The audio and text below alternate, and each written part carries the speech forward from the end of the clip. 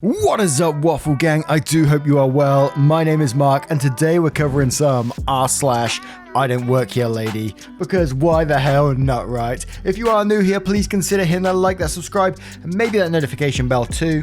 Thank you so much for taking the time out of your day to be here. Really does mean the world to me. And let's just crack straight on with today's stories, because I do love these ones. And we'll start off with Gabby Babby with a Karen demanded that I clean the toilet. I visited my mother at work today. My mum works in an office that gives out documents for truck drivers. Before the pandemic, I used to go with her often to work to help her. The work there is hard. I was usually handing over documents for the drivers, photocopying documents or other things. Like every employee, my mother has keys to the office staff toilets, where the drivers don't have them and have to use another paid toilet. In order to not lose money, my mother would give me these keys, as it was today. My mother has always told me that women in her work were terribly messy. When you went to the toilet, there was water spilled over the sink, paper all over the floor and around the toilets, and sometimes the women didn't flush the water after using the toilet. There was one situation where a woman didn't flush the water after she had pooped, but instead stuffed the toilet with paper. When I went to the toilet, the first thing I saw were pizza boxes standing on the sink, just left by some woman. I asked myself, how can you be such a person to leave something like that? I hate mess. It's just that when I see something being messed up, I just can't walk past it, and I clean it up. So I took those pizza boxes, folded them up and threw them in the trash, and then I saw there was a big puddle of water on the floor. Great. I took the paper and started wiping it up. Then a woman came into the toilet. She walked past me, ignoring me. I had not even finished wiping the floor when the woman shouted, "There's no paper!" I knew what a problem it was when you went to the bathroom and there was no paper. Hold on, I took the roll of paper and threw it into the toilet cubicle where it was and went back to mopping the floor. When the woman came out, she immediately approached me. She said, "Start doing your job seriously." I said, "Excuse me? You should make sure there's toilet paper in every cubicle." And then I said, "I don't work here." "You do, otherwise why would you be wiping the floor?" I said, "Because there was a puddle of water." "And why are you wiping it?" "Because women like you make a mess and leave it for cleaners to clean up later." Then she said, "And that's what cleaners like you are for. By the way, wipe around the toilet, it's dirty there." I looked at her and I was mad. I said, "I don't work here, and even if I do, it doesn't give you the right to humiliate me or anyone else. If there wasn't any cleaners, you'd be walking around with a shit-covered ass." I threw the paper in the bin and left. I felt the woman grab my jacket. I turned rapidly towards her. I said, "Don't touch me with your dirty hands. I didn't hear you flush the toilet. You were disgusting." The woman was shocked. I fixed my jacket and left the toilet. Later, I told my mother what had happened. She was proud of me for doing that. Ladies, please respect the work of others. I never understood the mentality towards like janitors and cleaners and things like that. They're the people that keep everything clean for us when we go to those toilets and make things hygienic for us to sit down. And it's like OP said in that, otherwise you'd end up with shit all over the place if they were just left by themselves. And it always reminds me of like, there's a couple of workplaces I've been to.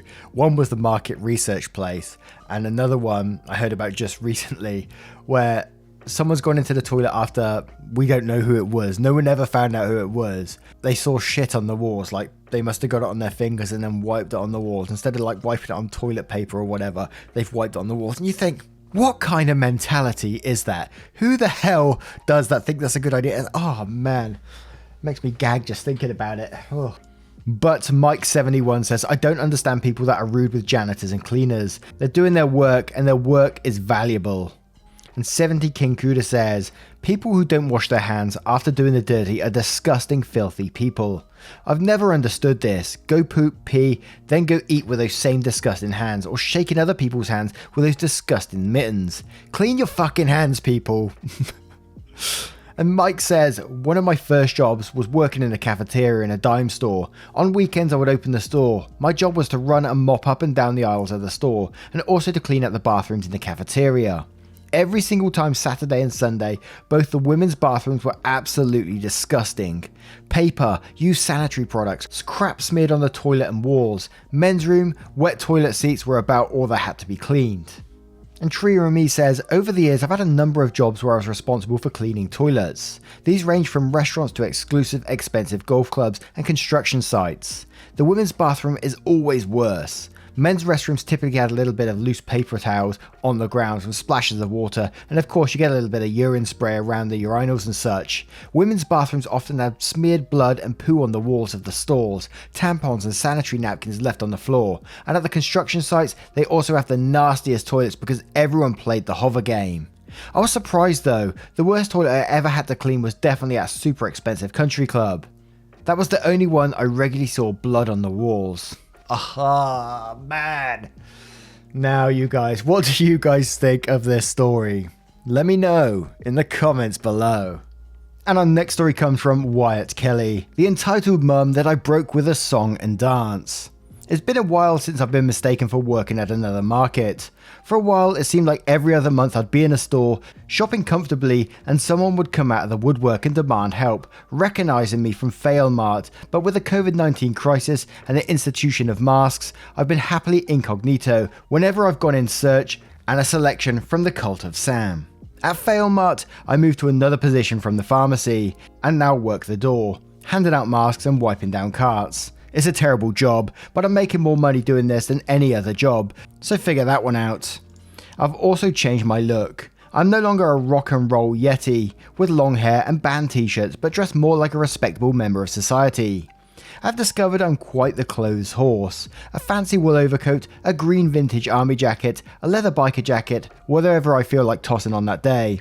Hats, different shoes, various different pants.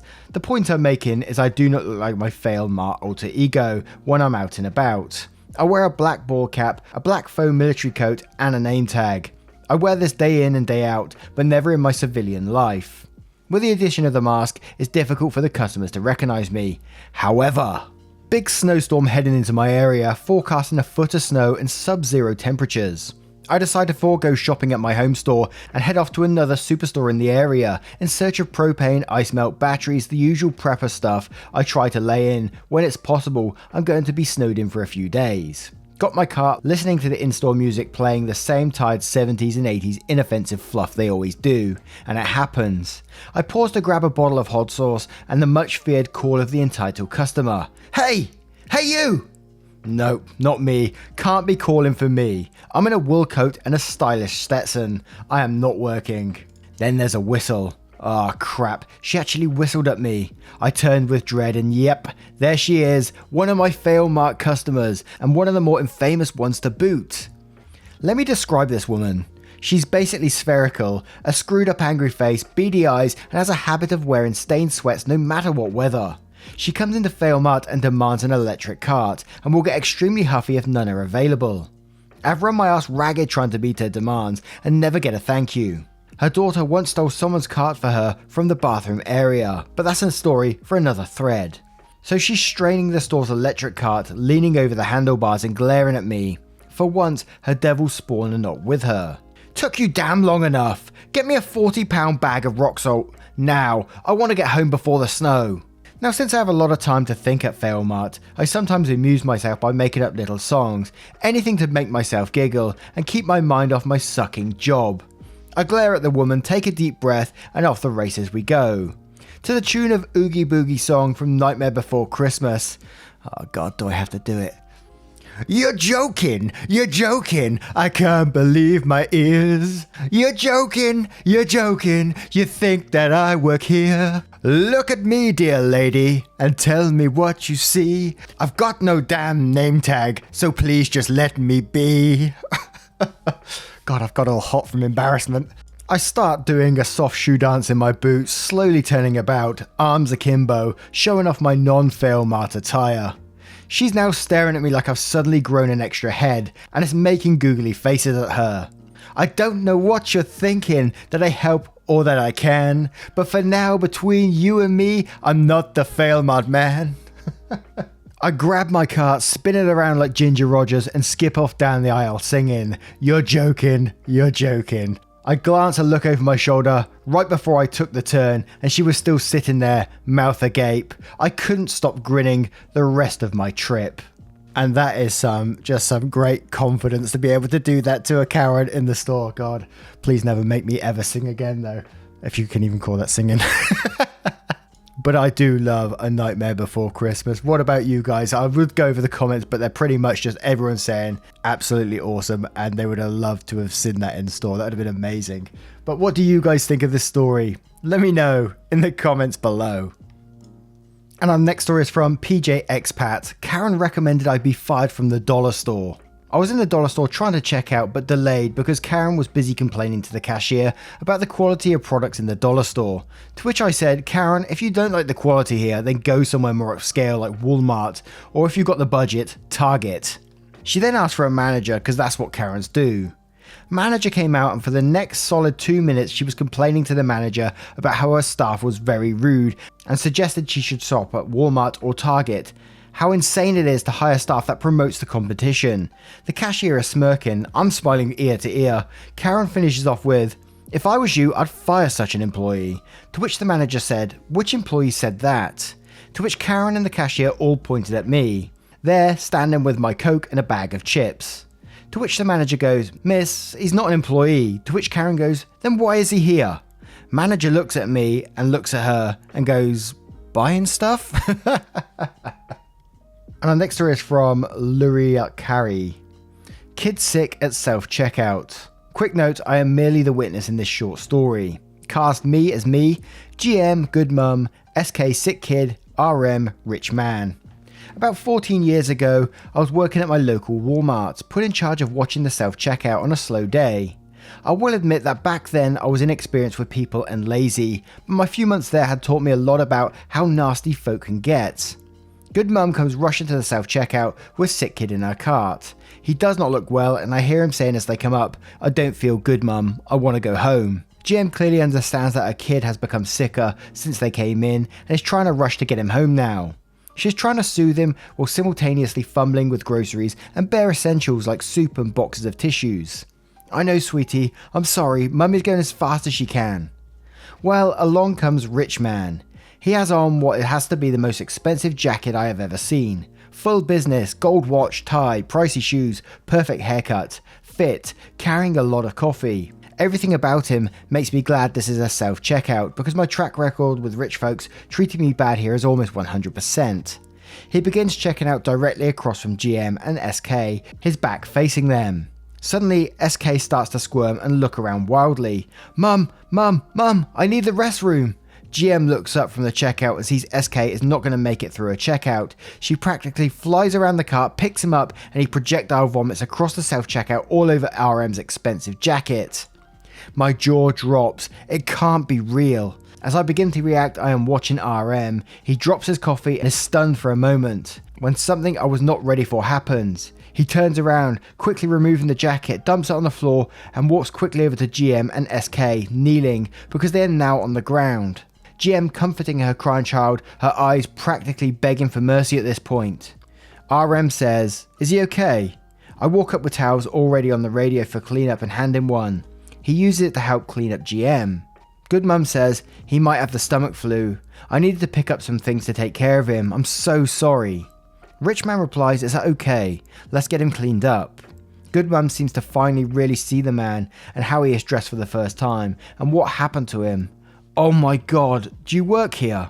Rich man is wiping vomit off her back while I start on the floor. No ma'am, just a dad myself. Hate to see a kid not feeling well. Good mum was so embarrassed that she didn't really speak again other than a meager thank you as we finished cleaning up, and RM helped her finish checking out personally. I helped him put his certainly ruined jacket in a garbage bag to take home, and he checked out as well. I asked him if there was anything else I could do for him, and RM politely declined and left the store. I will never forget how that man reacted that day. For all his obvious wealth, it was his last priority at that moment. Even as a victim himself, he didn't complain about the mess or that he might get the kid's flu, or his ruined jacket, nothing, and he certainly did more to help than me, the actual employee. I took this lesson to heart for all future interactions with people, and it made a tremendous difference as I became a father myself. Thanks for reading. The whole way through this story, I was like, oh no, rich man is going to blow up. He's got vomit on his expensive jacket. Oh shit, this is going to go down now. And then he turns around and be's wholesome. What a nice story. I love having a nice wholesome story in once in a while. And it was such a nice surprise in the middle. Absolutely fantastic story. Thank you so much, OP, for that one, because I really enjoyed that. Now, I checked out the comments on this one before I actually read the story, just to, get a gist of what it's about. And a lot of people were saying, oh, this can't be real. But OP comes back every time and says, I promise you this is real. So we're going to dive in and have a look, and then you could judge yourself. So Lost Laslan says, he's not a doctor. Yes, he is. I saw him on TV. Not quite sure this fits, but wasn't sure where else it would. So I've had a friend since college who's a great guy. I love him to pieces, but I've occasionally considered ending the friendship because his wife is so jarringly dumb. For the life of me, I do not know what he gets from her. Okay, I do. She's one of the most beautiful women I've ever seen in real life, but even still, I don't know how he does it. She's sweet, she means well, but there are sandwiches more intellectually stimulating. A while back I had a friend visiting, Camden, and she was dropping her kids by to hang out with mine. I invited her to stay for a bite to eat because yes, she's exquisitely dumb, but she's perfectly friendly. Camden's been trying to break into acting, and he recently had a bit of a part on TV medical drama, so I brought it up saying Camden just recently had a small role as a doctor on this show. She went, that's so exciting, congratulations, that must not be easy to get a job there. So what kind of doctor are you? And he explained, it was this very minor role, I didn't get a speciality or anything, I didn't even get a name. And she laughed and went, well, we all feel that way when we first start, regardless of what job. Just keep working hard and you'll get all that stuff over time. But don't sell yourself short, it's not easy to be a doctor. And he took the compliment and went into how he went about playing the role, the body language he tried to adopt for the intensive care unit, that sort of stuff. Then she cut him off and went, actually, you know what, if you wouldn't mind, my son has actually had this oblong cyst developing on the small of his back for a couple of weeks now. I'd really appreciate if you could take a look. So we both laughed thinking she was joking, and I was impressed with her uncharacteristically high-level joke.